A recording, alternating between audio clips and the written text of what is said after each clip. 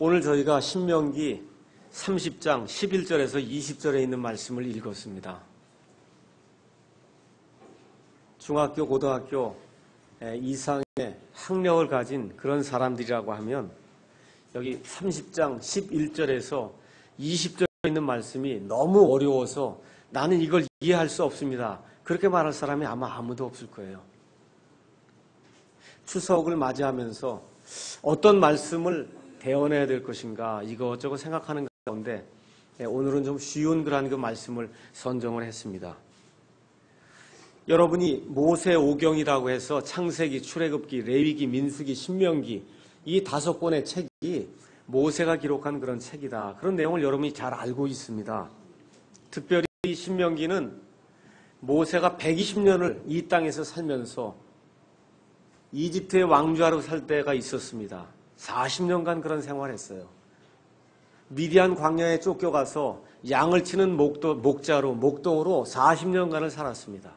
하나님의 부르심을 받아서 다시 이집트로 가서 이스라엘 백성을 이집트의 속박에서 건져내고 그 이후에 광야에서 40년 동안 돌아다니면서 하나님의 온갖 기적과 하나님의 온갖 능력을 눈으로 직접 다 체험을 하고 드디어 이제 가나안 땅에 들어가려고 하는 바로 그 순간에 하나님께서 너는 들어갈 수 없다 이렇게 말씀하셔서 모세가 이제 생을 마감하면서 기력이 다하지 않았어요. 기력이 굉장히 강한 가운데 하나님께서 너는 거기 들어갈 수 없다 이렇게 말씀하셔서 그래서 120년간의 그 삶을 마감하면서 지난 40년 동안 이 광야를 이스라엘 백성이 불순종하는 가운데 이 자기 조상들의 죄악을 짊어지고 40년 동안 광야를 방황하는 그러한 그 삶의 그런 모든 여정을 다시 한번 이 백성들에게 상기시켜주면서 이제 내가 죽는다.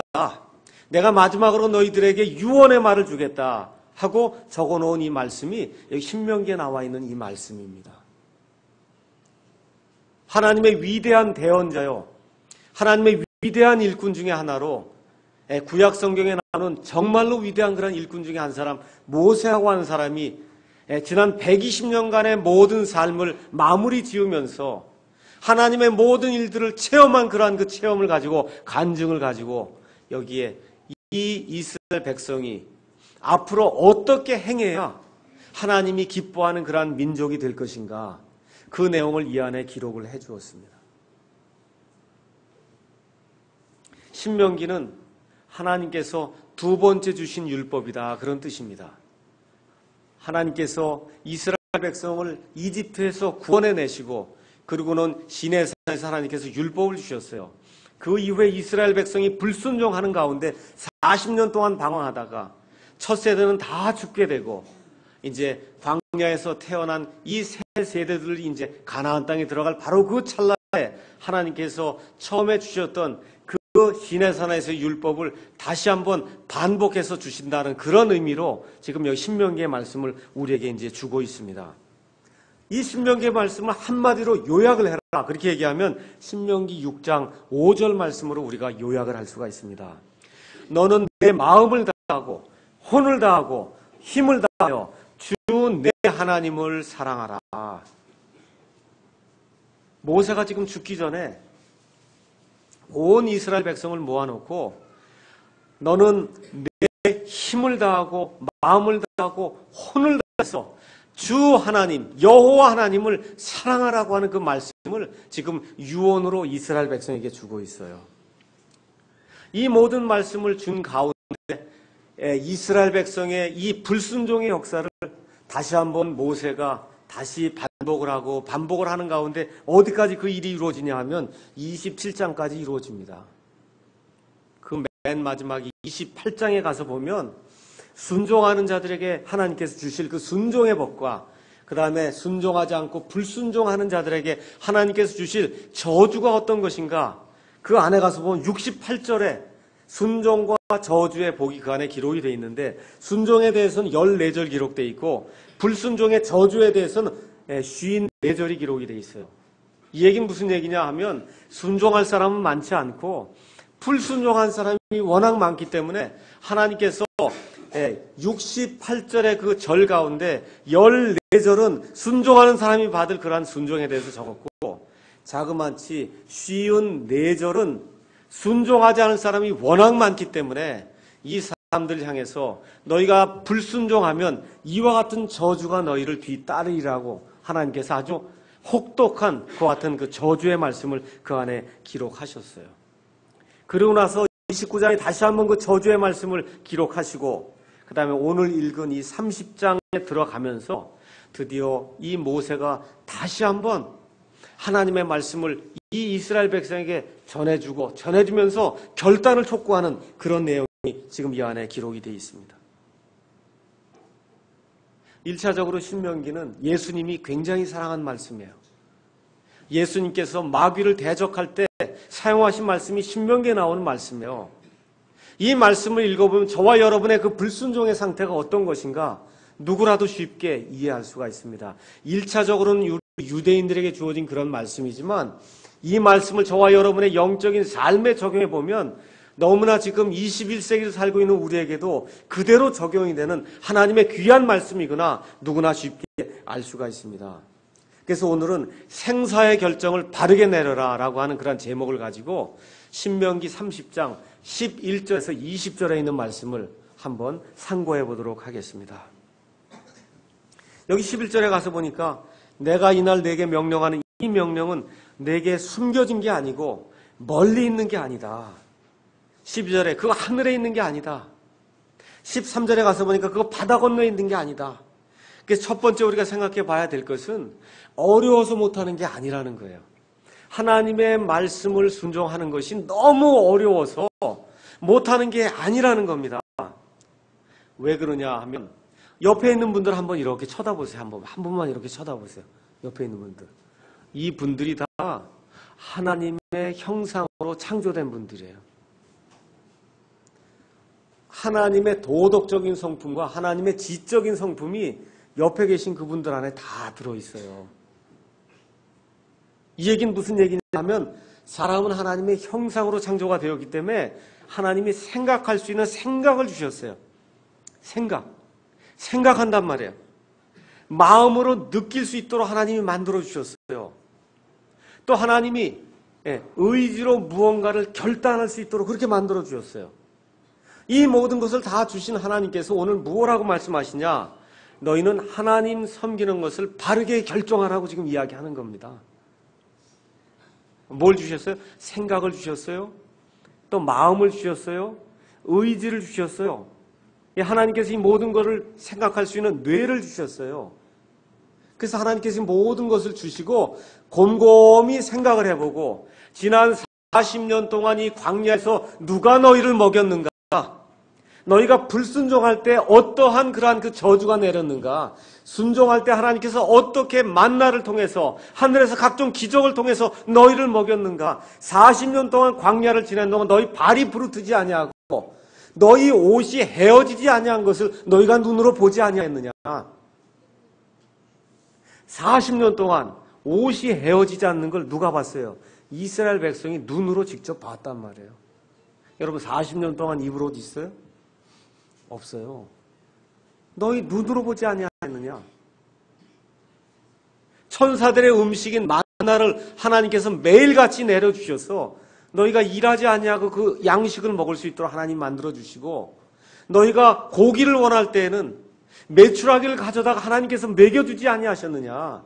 너희가 가라다고 정말 목말라 죽겠습니다 할 때 앞서가던 그 반석되시는 그리스도에게서 생명의 물이 나와서 너희가 먹고 갈증을 풀 수 있도록 하나님께서 만들어주지 아니하셨느냐? 이걸 너희 눈으로 보지 아니하였느냐? 우리의 삶에 지나간 때를 우리가 한번 생각해 봐야 됩니다. 지난 20년, 30년, 40년, 50년, 60년, 70년 동안 내가 사는 가운데 과연 하나님께서 이 어려울 때마다 시마다 하나님께서 어떻게 은혜를 베풀어 주셔서 지금 내가 이 시간에 이 자리에 여기 앉아서 앉아 있을 수 있는가? 내가 어떻게 이렇게 집을 갖고 살 수 있는가? 가정을 꾸리고 살 수 있는가?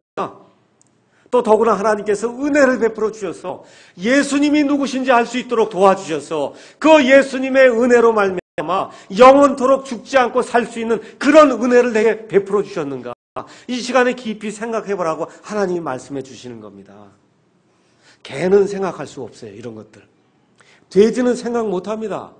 오직 하나님의 형상으로 창조가 된 하나님의 형상으로 지어진 이 사람만 이런 것들을 생각을 해보고 생과 사의 결정을 바르게 내릴 수 있다. 우리 하나님께서 그렇게 말씀해 주시는 거예요.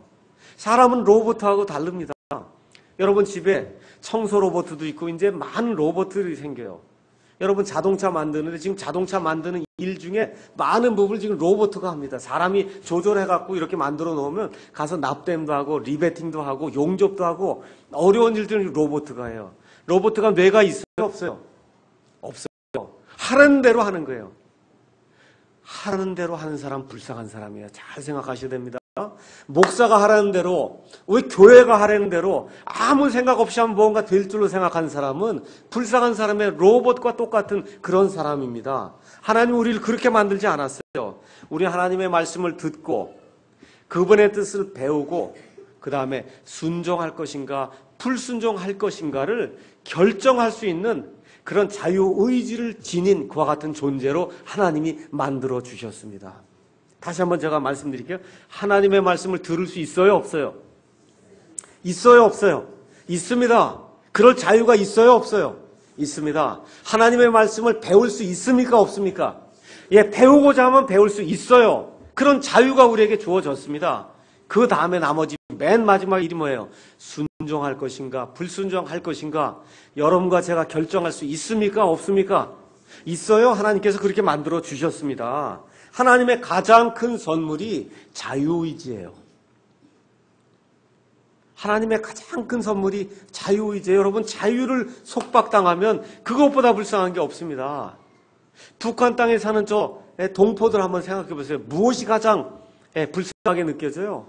자유가 없다는 게 그게 가장 불쌍한 거예요. 자유가 없으니까 일도 못하고 말도 못하고 듣지도 못하고 숨어 지내고 교회도 못 가고 하나님의 말씀도 보지도 못하고 이런 일들이 생기는 건데 하나님께서 우리에게 자유의지를 주셨어요. 심지어 어느 정도까지 자유를 주셨느냐? 저는 하나님을 믿지 않고 지옥에 가겠습니다 하는 것도 나 스스로 결정할 수 있는 그 정도의 자유의지를 하나님이 주셨어요. 천국에 가는 거 누가 결정할까요? 예수님이 결정해 줄까요? 천국에 가는 거 누가 결정해요? 내가 결정하는 거예요. 하나님이 다 이루어 놓으셨어요. 십자가에서 다 이루었다 하실 때 우리 예수님께서 천국에 갈 수 있는 모든 길을 내 의지와 이 모든 것을 동원해서 그 모든 것을 받아들이기만 하면 그러면 천국에 갈 수 있는 그런 모든 길을 하나님이 다 무료로 다 만들어 놓으셨습니다. 저희를 위해서. 그거를 결정을 누가 해야 돼요? 가겠습니다 하고 천국 문을 누가 열어야 돼요? 제가 열어야 되는 거예요. 제가 열어야 되는 거예요. 지옥에 가는 것도 누가 지옥문에 들어가는 길을 열어요? 내가 열어야 되는 겁니다. 이 정도로 하나님께서 우리에게 자유의지를 허락해 주셔서 이 세상에 사는 동안 모든 것을 다 자유롭게 할 수 있도록 만들어 주셨어요. 오늘 아침에 이 자리에 와서 앉으셨습니다. 누구 마음대로 왔어요? 누구 마음대로 왔어요? 이제 누구 마음대로 왔어요? 내 마음대로 왔잖아요. 맞습니까? 맞아요? 내 마음대로 온 거예요. 뭐 하러 오셨어요? 오늘은 주일이니까 1시간을 떼서 하나님 앞에 예배를 드려야 되겠구나 하고 결정을 하고는 여러분의 자유의지를 발동시켜서 이 자리에 오신 겁니다. 맞습니까? 그래서 기쁘게 예배 드리고 있는 거예요. 그래서 지금 모세가 지금 이야기하는 것이 뭐냐 하면 이와 같이 내가 너에게 말씀을 전했는데 이 말씀이 어려운 게 아니라는 겁니다. 이 말씀이 숨겨졌으면 보물찾기 하지 어디다 숨겨놨으면 그거 찾느라고 애를 써야 되는데 숨겨진 그런 말씀이 아니라는 거예요. 멀리 있는 게 아니라는 겁니다. 그래서 하나님의 뜻이 담긴 계시가 바로 이 시간에 우리 손안에 지금 쥐어져 있다. 지금 그 말씀을 우리에게 주시는 거예요. 첫 번째, 너무 명백하다는 거예요.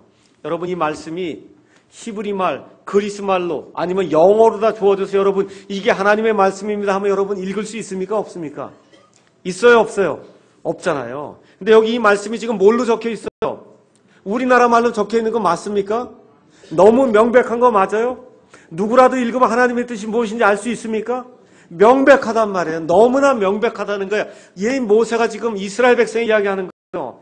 이 말씀이 너무나 명백하게 너희에게 너희 말로 주어졌다는 겁니다. 맞습니까? 그 다음에 뭐라고 기록되어 있어요? 이 말씀이 너희에게 심히 가까이 있다. 심히 가까이 있다는 거예요. 이 말씀이 저기 하늘 꼭대기에 가 있으면 그 말씀 가지러 가려고 하늘 꼭대기까지 가야만 되지 않습니까? 그 우주선을 타는 사람만 가서 그 꼭대기에 가서 말씀을 가져올 거 아니에요. 모세가 뭐라 그래? 그렇지 않다는 거예요. 바다 건너에 있어요. 그럼 배를 타고 열심히 가서 간 사람만 그 말씀을 가져올 거 아닙니까? 근데 말씀이 그렇다 그래 안 그래요? 아니라는 거예요. 거기 뭐라고 기록이 돼 있냐 하면 14절에 오직 그 말씀이 내게 심히 가까이 있어. 여러분 그냥 가까이 있는 게 아니에요. 어떻게 가까이 있어요? 심히 가까이 있어요. 아주 이게 다 있단 말이에요. 이 말씀이 하나님이 우리에게 주신 말씀이 우리 손으로 잡을 수 있고 명백하게 기록되어 있어서 이렇게 심히 가까이 있어. 내 입에 있으며 내 마음에 있나니 그러므로 내가 그것을 행할 수 있느니라. 아멘. 로마서 10장에 가서 보면 사도 바울이 믿음으로 사람이 의롭게 되는 것을 설명하면서 여기 나와 있는 신명기 30장 11절에서 14절 말씀을 다시 한번 인용을 하고 있어요. 이 세상에 많은 종교들이 행하는 일이 뭐예요? 어떻게 하든지 내가 힘을 다해갖고 이걸 끌어다가 하나님을 만나봐야겠다고 노력하는 게 그게 종교입니다. 맞습니까? 네. 근데 하나님께서 뭐라 그래? 그럴 필요 없다는 거예요. 이 말씀이 내 안에 있다는 겁니다. 내 입에 있고 내 마음에 있어. 그렇기 때문에 그걸 가지고 내가 그것을 행할 수 있느니라 지금 그렇게 이야기하고 있는 겁니다. 우리 입에 있다는 거예요. 다시 말씀드리면 저와 여러분이 하나님을 사랑하고 하나님의 뜻대로 살기를 원하면 이 입에서 하나님의 말씀이 자꾸 나와야 된다는 거, 외워야 된다는 겁니다. 하나님의 율법의 말씀을 내 입에서 떠나지 말게 하라고 하나님께서 우리에게 말씀해 주시는 대로 이 말씀이 살아서 움직이도록 우리 입에서 이 말씀이 나오도록 저와 여러분이 노력을 해야 됩니다. 그 다음에 또 하나님의 말씀을 마음에 숨겨야 된다 그렇게 이야기해요. 마귀가 와서 우리를 유혹하고 마귀의 졸개들이 와서 우리를 넘어뜨리려고 할 때 우리 예수님이 어떻게 하세요? 기록된 바 사람이 빵으로만 살 것이 아니요 하나님의 입에서 나온 모든 말씀으로 살 것이라 하셨느니라 하니까 마귀가 도망가잖아요. 맞죠? 그래서 우리의 입에서 이 말씀이 술술술술 나오고 우리의 가슴에서 이런 말씀이 숨겨져서 그래서 언제든지 마귀와 세상과 우리 자신의 욕정이 들어와서 우리를 유혹할 때 이 말씀으로 우리가 승리해야 되는 겁니다. 그래서 마지막으로 하나님의 뜻이 너무나 명백하고 하나님의 말씀이 너무나 가까이 있어서 그러므로 우리가 그것대로 행할 수 있다고 지금 이야기하고 있어요. 행한다는 게 뭐예요? 순종하는 거다. 순종하는 걸 이야기하는 겁니다. 야고보서 1장 22절에 가서 보니까 야고보가 뭐라고 얘기합니까? 너희는 말씀을 듣는 자가 되지 말고 말씀을 행하는 자가 되라. 오늘 아침에 우리가 이 자리에 모여서 여기 신명기 30장 이 말씀을 읽으면서 이 말씀이 멀리 있는 게 아니에요. 너무나 가까워, 심히 가까이 있어요. 그래서 이 말씀 우리가 행할 수 있으리라고 다짐하셔야 됩니다. 나는 약합니다. 그러지 마시고 어떻게 하든 내가 이 말씀대로 한번 행해 보겠습니다 하고 결심하는 그런 아름다운 일이 저와 여러분의 삶 속에서 이루어지기를 예수님의 이름으로 축원합니다. 자, 그럼 어떤 말씀이 우리 입에 있고 우리 마음속에 있느냐? 첫째, 구원의 말씀이 우리 입에 있고 우리 마음속에 있습니다. 로마서 3장 23절 가서 보니까 모든 사람이 죄를 지어 하나님의 영광에 이르지 못했다 그렇게 기록이 돼 있어요. 여러분 명백해요? 명백하지 않습니까? 모든 사람이 여기 있는 모든 사람 다 얘기하는 겁니다. 누구를 빼고가 아니에요. 목사는 빼고가 아니고 목사를 포함한 여기 앉아있는 모든 사람이 죄를 지어 하나님의 영광에 이르지 못했다. 명백합니까? 명백하지 않습니까? 이 말씀이 심히 가까이 있습니까? 가까이 있지 않습니까? 심히 가까이 있어요. 여러분 동의하시죠? 너희가 믿음을 통해 은혜로 구원을 받았나니 그것은 너희 자신에게서 난 것이 아니요 하나님의 선물이니라. 에베소서 2장 8절 말씀이에요. 명백합니까? 명백하지 않습니까? 어떻게 구원받아요? 내 힘으로 불가능해요. 내 공로로 불가능해요. 명백하게 하나님 말씀이 너희가 은혜를 통해 믿음으로 구원을 받았나니 그것이 너희 자신에게서 난 것이 아니요 하나님의 선물이라. 왜 그래요? 이것은 너희가 자랑하지 못하게 하려 하십니다.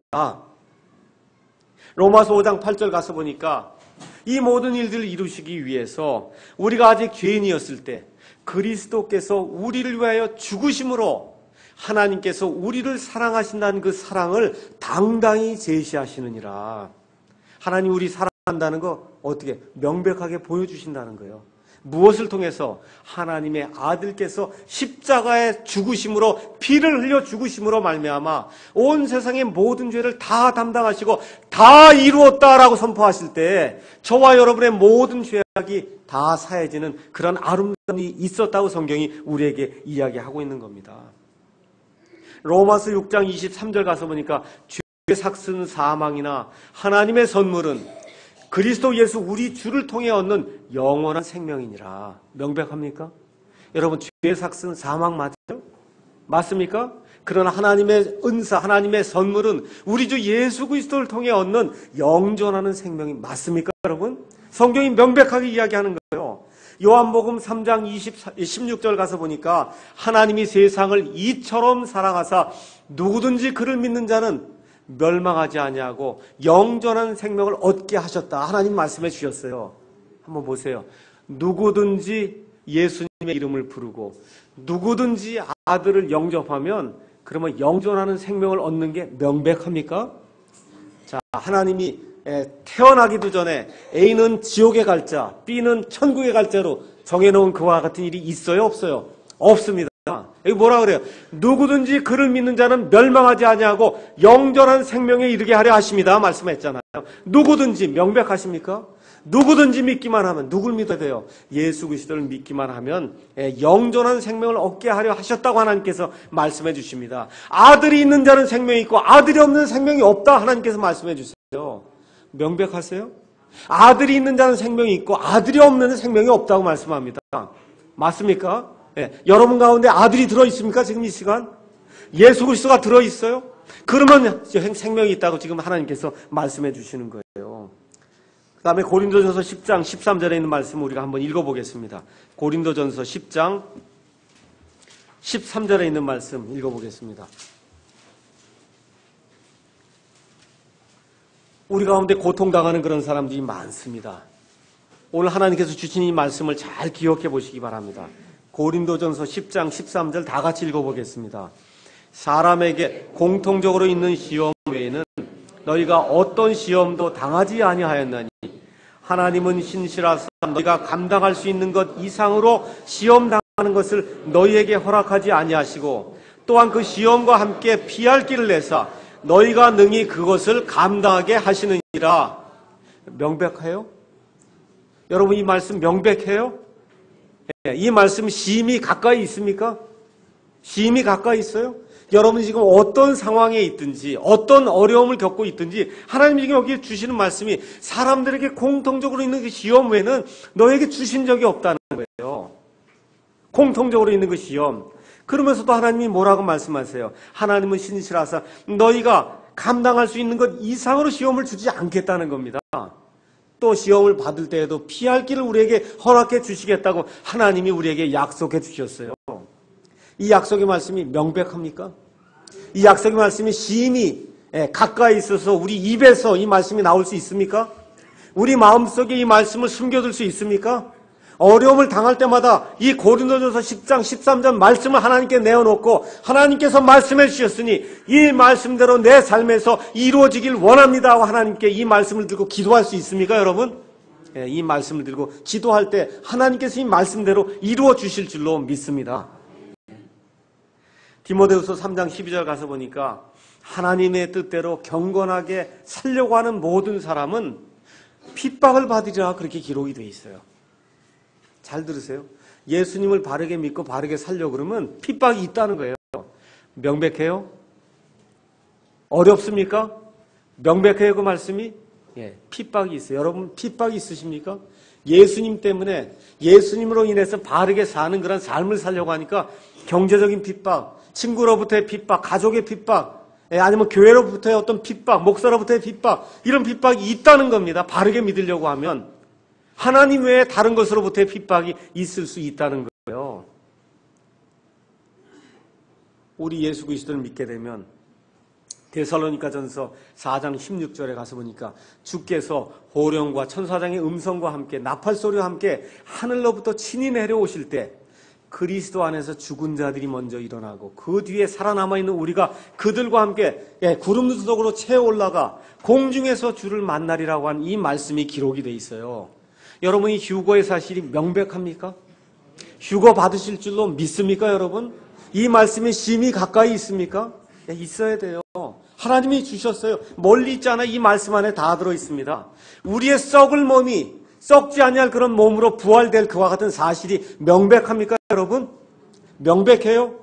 명백해야 돼요. 이 말씀이 여기 들어있는 거예요. 멀리 있는 말씀이 아니에요. 하늘나라 가서 가져올 그런 말씀이 아니에요. 저와 여러분의 이 썩을 몸이 부활이 돼서 썩지 아니할 몸으로 예수님의 몸처럼 영화로운 몸으로 바뀌는 것, 그게 우리의 가장 큰 소망이요. 가장 큰 이 세상에서 기대하는 바입니다.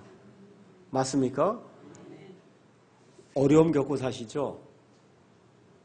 우리 가서 하나님의 말씀 하나, 명백한 거 하나만 더 읽어보겠습니다. 계시록 21장 4절 말씀 하나 더 읽어보겠어요. 계시록 21장 4절 말씀 읽겠습니다. 이 세상의 모든 것들은 다 지나갑니다. 지금 저와 여러분이 어떤 고통을 겪고 있든지 다 지나가요. 다 지나가게 된 다음에 마지막으로 오는 게 있어요. 가서 한번 21장 4절 말씀 다 같이 읽겠습니다. 또 하나님께서 그들의 눈에서 모든 눈물을 씻어주시리라. 다시는 사망이 없고 슬픔도 울부짖음도 없으며 또 아픔도 다시는 없으리니 이는 이전 것들이 지나갔기 때문이라. 아멘. 명백해요, 여러분? 여러분 고통 당하고 있어요? 어려움 당하고 있습니까? 옆에 있는 친지들이 죽는 것 여러분 당하고 있습니까? 당하고 있어요. 다 어려움 겪고 있어요. 근데 지금 우리에게 명백한 하나님의 말씀이 있어요. 뭐라고 기록돼요? 이전 것들이 다 지나가는 그런 때가 온다는 겁니다. 이걸 바라고 우리가 예수님 바라보고 천국 바라보고 이 인생의 순례길을 가고 있는 거예요. 맞습니까, 여러분? 이게 명백하다는 겁니다. 이 말씀들이 심히 가까이 있어 내 입에 있고 내 마음속에 있다고 지금 성경 말씀이 우리에게 가르쳐주고 있습니다. 이번 명절에 혹시 기회가 돼서 입을 열 수 있는 그런 계기가 되면 너희 가운데 소망의 이유를 묻는 자들에게 온유한 그런 심정으로 내가 믿고 있는 바를 가르쳐 주라 그랬잖아요. 맞습니까? 내일 이제 추석 명절이 있고 이렇게 해서 사람들이 모이게 될 때 입을 열 수 있는 그런 계기가 생길 때 이 말씀을 명백하게 전달해 주시면 그것이 복음을 전하는 겁니다. 16절에서 18절에 모세가 죽기 전에 다시 한번 이야기하는 내용이 있어요. 뭐냐? 이렇게 결정하는 것은 생과 사의 결정이라는 거예요. 죽느냐 사느냐 이것이 문제로다 이런 말 많이 들으셨죠? 지금 이게 죽느냐 사느냐의 결정이라는 거예요. 이게 간단한 그런 결정이 아니라는 거예요. 사는 길, 복 받는 길은 거기 가서 보니까 하나님의 길로 걷는 것, 그것이 복 받는 길이라는 겁니다. 여러분 여기 오늘 아침에 다 오셨죠? 차 타고 오셨죠? 기차 타고 오셨죠? 그거 다 길 위에 있는 거죠? 길 타고 오셨죠, 여러분? 길이 없었으면 여러분 산 넘고 물 넘고 여기 올 수 있어요, 없어요? 없어요. 예, 올 수가 없습니다. 지금 다 길 타고 오신 거예요. 하나님의 길이 있어요. 하나님께로 인도하는 길이 있어요. 그 길로 들어서면 일이 쉬워집니다. 이 세상에 두 종류의 길이 있다고 성경이 이야기합니다. 사람이 보기에 올바른 길 같은데 그 끝은 사망의 길들이니라 하는 그런 악한 길이 있고 하나님이 인정해 주신 그런 하나님의 길이 있다. 성경이 그렇게 이야기를 하고 있습니다. 사망의 길을 택하는 방법을 제가 먼저 가르쳐 드릴게요. 이렇게 하면 죽습니다 하는 길 가르쳐 드릴게요, 제가. 이렇게 하면 죽습니다. 첫 번째, 하나님이 창조하신 것을 부인하고 내 힘으로 무언가를 발전을 시켜서 내가 진화할 수 있습니다 하고 자꾸 믿으면 그러면 사망의 길로 가는 첫 걸음을 내딛는 거예요. 원숭이에서 사람이 생겼습니다 하고 자꾸 믿고 하나님을 부인하고 하나님의 특별한 창조를 부인하고 사람의 힘으로 무언가를 내가 할 수 있습니다 하고 자꾸 그쪽 방향으로 나가면 그러면 죽는 길로 들어서는 첫 걸음을 뗀 겁니다. 두 번째, 영원히 사는 것을 부인하고 이 삶이 끝나면 모든 게 다 끝입니다 하고 매일 이 삶이 끝입니다 하고 맨날 같이 고백하는 그런 삶을 살게 되면 그러면 사망의 길로 이미 접어들은 거예요. 예수 믿는 사람은 여기가 끝이 아니에요. 이건 7, 80년 내가 살다가 이 인생 순례길 마치고 가야 될 어떤 잠정적인 이러한 이 땅에서의 그런 삶이지 이게 끝이 아닙니다. 그러니까 영혼을 부인하고 이게 끝입니다 하고 믿으면 그건 이미 사망의 길에 들어선 거예요. 세 번째, 믿는 사람들이 얘기하는 거예요. 믿고 나서도 하나님을 두려워하지 아니하고 내 뜻대로 살게 되면 그러면 또 사망의 길에 들어. 이건 구원을 받지 못한다는 얘기 아니에요. 이 땅에 사는 그 삶이 죽는 것과 똑같이 비참한 그런 삶이 된다. 제가 그렇게 말씀드리는 겁니다. 한 번 구원받으면 영원히 구원받아요. 그거 확실합니다. 그런데 구원받은 이후에 나는 내 뜻대로 살겠습니다 하고 모든 것을 다 내 의지대로 결정해서 나가는 그런 삶을 살기 시작하면 그건 이 세상에서 삶을 마감할 때까지 나는 죽는 길을 택하겠습니다 하고 그렇게 약속한 거나 마찬가지다. 그런 뜻입니다. 믿음이 바르면 사상이 바르게 나와요. 오늘 우리 황희가 경제님께서 기도해 주셨듯이 지금 나라가 구심점을 잃고 있어요. 여러분 한번 가서 보세요. 이게 나라가 이게 망할 징조를 지금 보이고 있는 거예요. 이게 굉장히 어려운 겁니다. 제가 왜 이런 말씀을 드리냐? 성경 말씀을 읽잖아요, 저희가. 그래도 지금 몇십 번 성경 말씀을 읽잖아요, 이 안에. 이 안에 읽어보면 어떨 때 나라가 부흥하고 어떨 때 나라가 망하는가 이 안에 기록되어 있습니까? 없습니까? 기록되어 있어요. 그 말씀과 지금 우리나라가 지금 행하고 있는 그런 일들을 가서 보면 망할 징조로 지금 보이지 흥할 징조로 보이지 않는다는 겁니다. 왜 그래요? 하나님의 올바른 것들이 들어가면 사상이 바른 것들이 나와야 되는데 지금 나라가 보수다 진보다 이념 대결하고 있어요. 지금부터 100년 전에 나라를 열 거냐 나라를 열지 않을 거냐 개국이냐 쇄국이냐 가지고 매일같이 싸우다가 결국 식민지 생활하게 됐거든요. 지금은 보수냐 진보냐 이거 가지고 매일같이 싸우다가 지금 나라가 망할 것과 같은 상태로 지금 들어가고 있는 것이 아닌가. 이 100년 전에 식민지 생활하던 그런 고통이 다시 한번 재현되지는 않을까. 저는 사실 목사로서 이 말씀을 읽으면서 그런 걱정을 많이 하게 됩니다. 다시 한번 제가 말씀드리지만 민족이 중심이 아니라 사상이 중심이 돼야 돼요. 자유민주주의, 시장 경제 체제가 유지가 되는 그것이 하나님이 기뻐하는 그러한 사상이요. 하나님이 기뻐하는 나라 통치 방법입니다. 이거를 거부하는 쪽으로 나라가 흘러가게 되면 여기 나와 있는 그 말씀 그대로 뭐라 그래요? 18절에 내가 이날 너희에게 선언하노니 너희가 반드시 망할 것이다. 하나님이 기뻐하는 것이 있어요. 자유의지를 줬어요. 열심히 일할 수 있도록 만들어 주셨습니다. 이거를 거부하고 모든 걸 똑같이 나눠야 된다고 하는 공산주의 사상, 사회주의 사상이 나라를 지배하게 되면 이건 망할 수밖에 없습니다.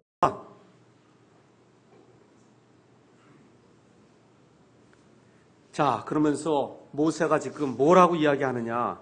내가 생명과 복, 사망과 저주를 너희 앞에 두었으니 똑바로 선택을 하라는 거예요. 뭘 뒀어요? 생명과 복을 한편에 두고 그 다음에 사망과 저주를 한편에 뒀어요. 여러분 뭐 택하시고 싶으세요? 생명과 복이에요? 아니면 사망과 저주예요? 어려워요? 어렵지 않아요? 안 어렵다는 겁니다.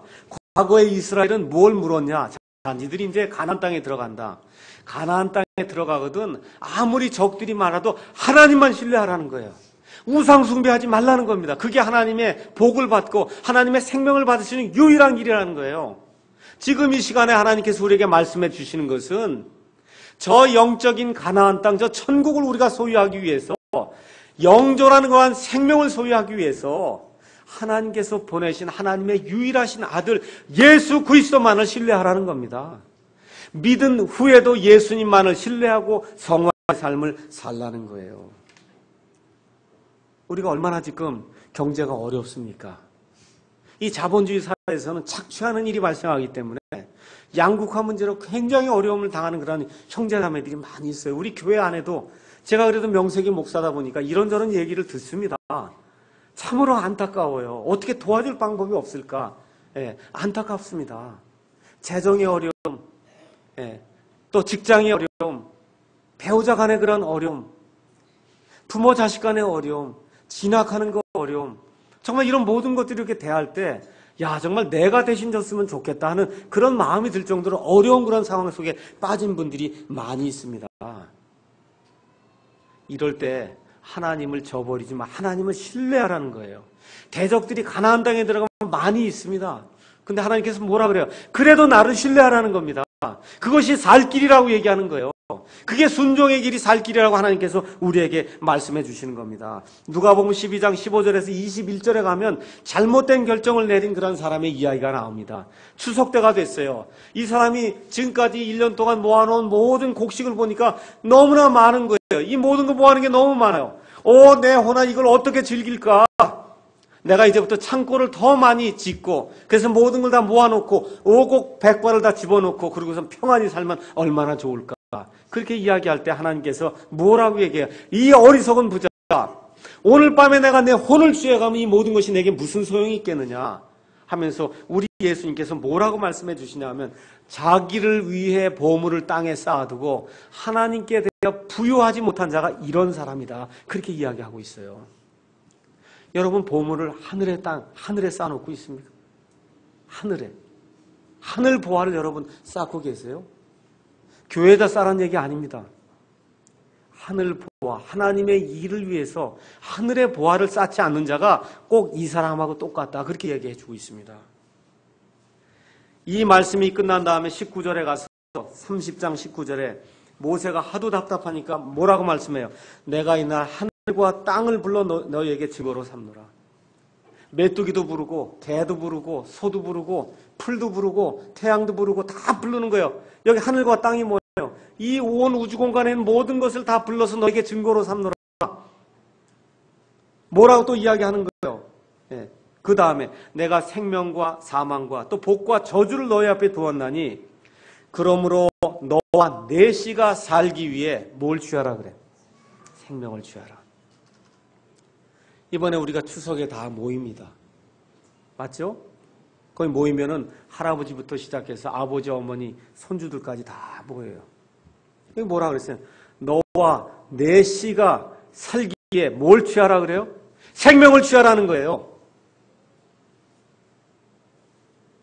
이번에 추석을 맞이하면서 우리 가정이 다 생명을 취했는가 한번 생각해 보셔야 됩니다. 예수님만이 유일한 생명이세요. 내가 곧 길이요 진리요 생명이니 나를 통하지 않고는 아버지께로 올 자가 아무도 없느니라 예수님께서 말씀해 주셨습니다. 그래서 이번 추석을 통해서 과연 내 알고 있는 모든 내 몸에서 나간 내 씨가 살기 위해서 다 생명을 취하고 있는지 한번 이 시간에 가서 생각해 봐야 됩니다. 이번 기회에 나와 내 씨가 다 생명을 취하고 있는지 하나님에게 소망을 두고 있는지 이번 추석을 통해서 우리가 다시 한번 살펴봐야 됩니다. 결론의 말씀을 드리도록 하겠습니다. 모세가 죽기 전에 유언의 말씀을 주는 거예요. 너는 내 마음을 다하고 혼을 다하고 힘을 다하여 주 내 하나님을 사랑하라. 이 말씀을 준 다음에 이 말씀이 너무 명백하다는 거예요. 하나님 외에 다른 구원자가 없다는 게 너무 명백하다는 거예요. 이 말씀이 너무 심히 가까이 내게 있어 내 입에 있고 내 마음에 있다는 겁니다. 여러분 마음속에 이 말씀이 들어있습니까? 여러분 입에서 이 말씀이 나옵니까? 명백해요, 이 말씀들이? 오직 예수님만 통해 은혜로 구원받는다는 이 사실이 명백합니까? 생명과 사망과 복과 저주를 하나님이 우리 앞에 놓으셨어요.